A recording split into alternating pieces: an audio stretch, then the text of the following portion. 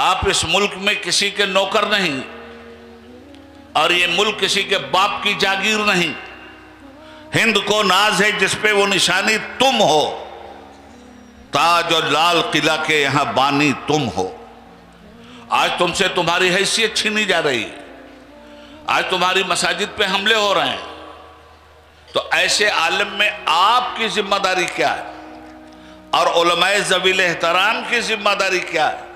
یہ وہ برننگ سلگتا ہوا ٹاپک ہے جس پر گفتگو کرنا بہت ضروری ہے۔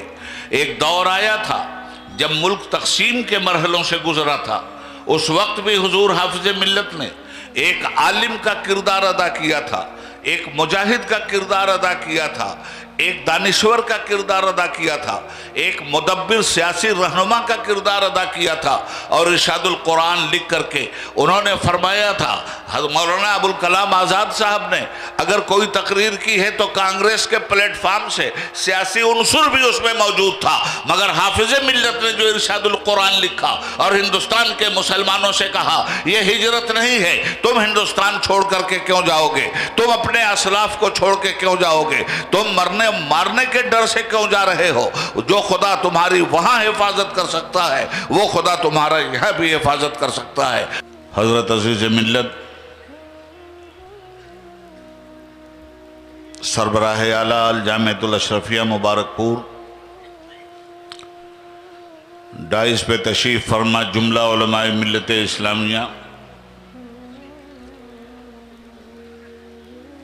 اس 50 سالہ عرس کی تقریب میں تشریف لانے والے پورے ہندوستان اور بیرون ہند سے عشاقان حافظ ملت علیہ الرحمت والرضوان،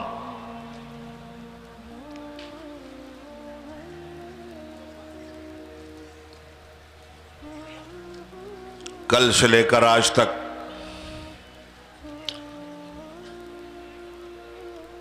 عرس مبارک کی تقریبات کا سلسلہ جاری ہے، اور میں آخری کڑی کے طور پر آپ کی خدمت میں حاضر ہوں۔ اشرفیہ کیا ہے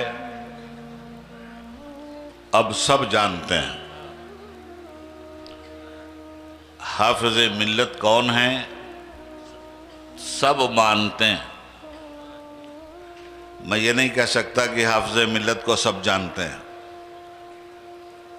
حافظ ملت کو جاننے کے لیے بڑے علم کی ضرورت ہے، تقوی کی ضرورت ہے، طہارت کی ضرورت ہے، مذہب کی ضرورت ہے، سیاست کی ضرورت ہے، لطافت کی ضرورت ہے، تہذیب کی ضرورت ہے۔ آسان نہیں حافظ ملت کو پہچاننا، ہاں ماننا ضروری ہے۔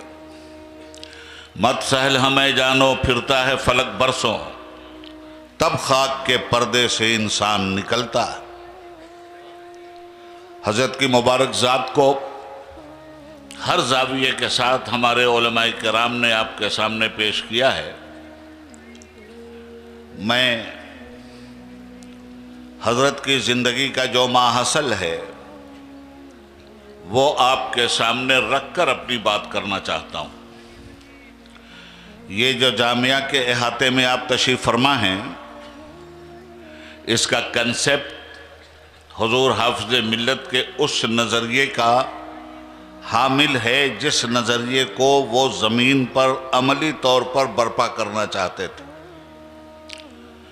وہ ان کا نظریہ تحفظ شریعت ہے۔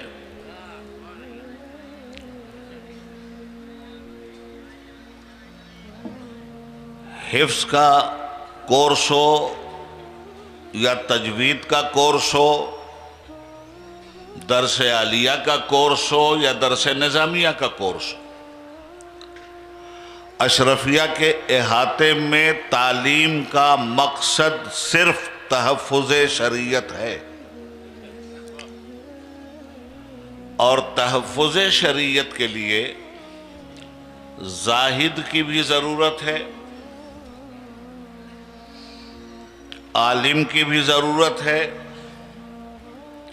سیاست کی بھی ضرورت ہے، بصیرت کی بھی ضرورت ہے، بصارت کی بھی ضرورت ہے، دولت کی بھی ضرورت ہے، ثروت کی بھی ضرورت ہے اور حکومت کی بھی ضرورت ہے۔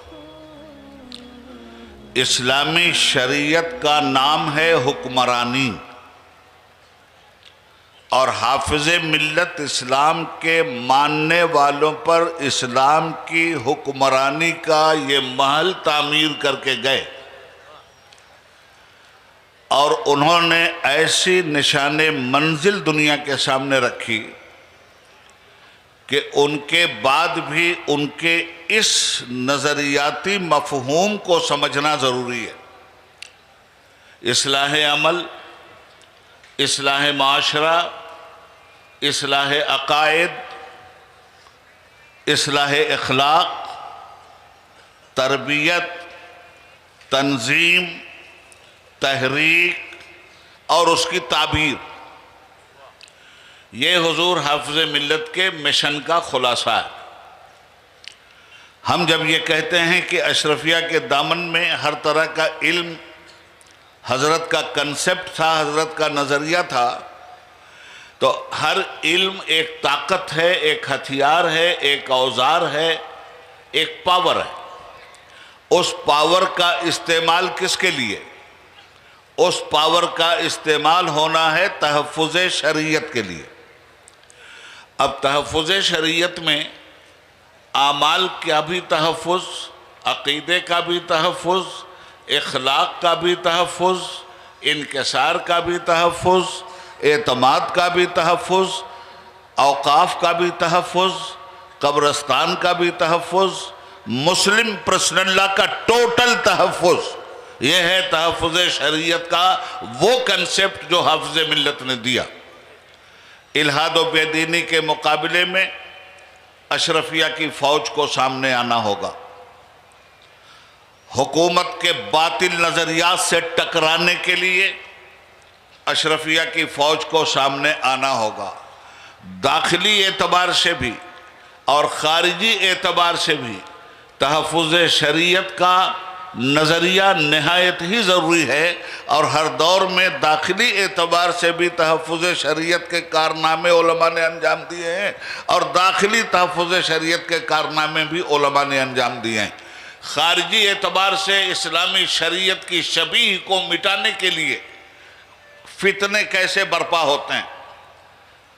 اسلامی شریعت کی شناخت مسجد سے ہے، اسلامی شریعت کی شناخت مدرسوں سے ہے، اسلامی شریعت کی شناخت اوقاف کی جائیداد سے ہے، اسلامی شریعت کی شناخت مسلمانوں کی تہذیب سے ہے، ان کے آثار سے ہے، مسلمانوں کی ذہن سازی سے ہے۔ اب آج دیکھیں آپ، داخلی طور پر اگر اسلامی شریعت کی شبیہ بگڑ رہی ہو تو علماء کا کیا کردار ہونا چاہیے، اور خارجی طور پر اگر اسلامی شریعت کو چیلنج دیا جا رہا ہو تب علماء کا کیا کردار ہونا چاہیے۔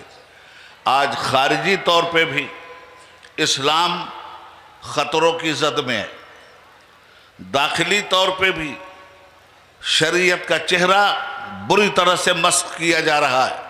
میں ان دو پوائنٹ پر، حافظ ملت یہی دو کام چاہتے تھے، خارجی طور پہ بھی ہم ایک ایسی فوج تیار کر دیں کہ باہر کی کوئی بھی طاقت اگر اسلامی فکر و نظر کے اوپر غالب ہونا چاہے تو ہم اس کو قرآن کریم کی آیت سنا دیں، هو الذی ارسل رسولہ بالہدی ودین الحق لیظہرہ علی الدین کلہ ولو کرہ المشرکون۔ وہی اللہ ہے جس نے اپنے رسول کو دین حق کے ساتھ اس دنیا میں بھیجا تاکہ وہ اسلام کو سارے ادیان پر غالب کر دے۔ آج ہم اپنے ملک میں اسلام کی خدمت کیسے کر سکتے ہیں؟ آج ہمارے ملک میں اسلام کے سپاہیوں کا نام کیا ہے؟ اسلام کو قبول کرنے والے لوگوں ہی کا نام مسلمان ہے، اور اس مسلمان کی ذمہ داری داخلی اعتبار سے بھی شریعت کی حفاظت ہے اور خارجی اعتبار سے بھی شریعت کی حفاظت ہے۔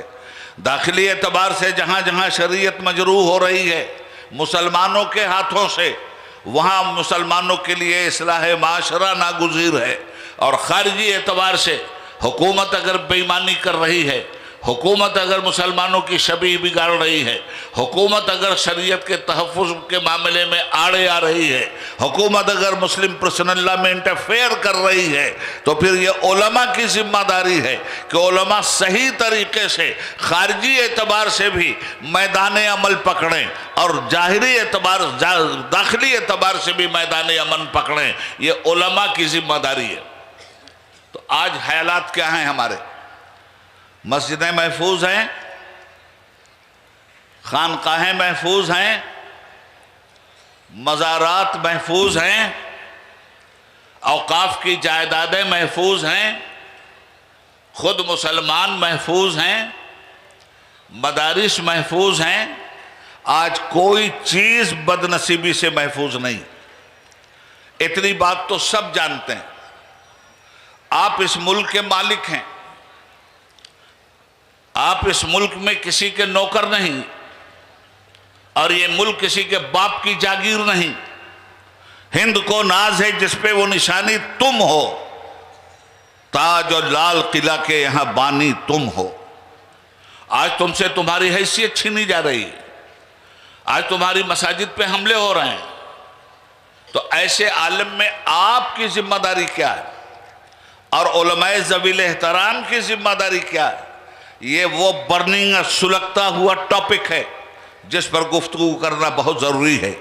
ایک دور آیا تھا جب ملک تقسیم کے مرحلوں سے گزرا تھا، اس وقت بھی حضور حافظ ملت نے ایک عالم کا کردار ادا کیا تھا، ایک مجاہد کا کردار ادا کیا تھا، ایک دانشور کا کردار ادا کیا تھا، ایک مدبر سیاسی رہنما کا کردار ادا کیا تھا، اور ارشاد القرآن لکھ کر کے انہوں نے فرمایا تھا، مولانا ابوالکلام آزاد صاحب نے اگر کوئی تقریر کی ہے تو کانگریس کے پلیٹ فارم سے سیاسی عنصر بھی اس میں موجود تھا، مگر حافظ ملت نے جو ارشاد القرآن لکھا اور ہندوستان کے مسلمانوں سے کہا یہ ہجرت نہیں ہے، تم ہندوستان چھوڑ کر کے کیوں جاؤ گے، تم اپنے اسلاف کو چھوڑ کے کیوں جاؤ گے، تم مارنے کے ڈر سے کیوں جا رہے ہو؟ جو خدا تمہاری وہاں حفاظت کر سکتا ہے وہ خدا تمہارا یہاں بھی حفاظت کر سکتا ہے۔ بہرحال اس سلسلے میں آج جو حالات پھر سے پیدا ہو گئے ہیں، اب تقسیم کا معاملہ نہیں ہے۔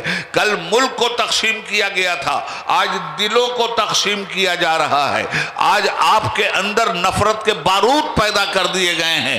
ایسی صورت میں آپ کی پوری قوم من حیث المسلم اپنے آپ کو غیر محفوظ سمجھتی ہے۔ پھر جب ایسے حالات آ جائیں تو آپ کیا کریں گے؟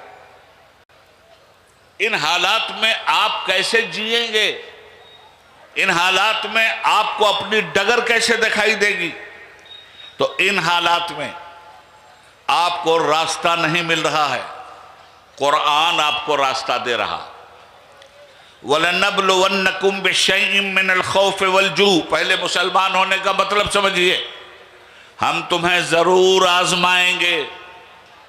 یہ آیت کریمہ کافروں سے نہیں کہہ رہی ہے، یہ آیت کریمہ مسلمانوں کو مخاطب کر رہی ہے۔ اے مسلمانوں، ہم تمہیں ضرور آزمائیں گے۔ وَلَنَبْلُوَنَّكُمْ بِشَيْءٍ مِّنَ الْخَوْفِ وَالْجُوعِ، بھوک سے، پیاس سے، وَنَقْصٍ مِّنَ الْأَمْوَالِ، تمہارے مال کی بربادی سے،